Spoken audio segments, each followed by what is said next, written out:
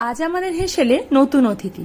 না না, নতুন নয়, সময় আর মুড যখন একই সুতায় বাঁধা পড়ে তখন এই মানুষটিকে প্রায়শই রান্নাঘরে দেখা যায়। আজকে রবিবার, ওর ছুটির দিন। সকাল সকাল মাটন নিয়ে এসে বলছে, আজ তোমাদের ছুটি, আজকের মাটনটা আমি রান্না করব। ব্যাস, যেমন বলা তেমন কাজ। এখানে পেঁয়াজ কুচি, আদা বাটা, রসুন বাটা, টমেটো বাটা, সমস্ত কিছু উপকরণ নিয়ে বাবু এখন যুদ্ধে নেমে পড়েছে।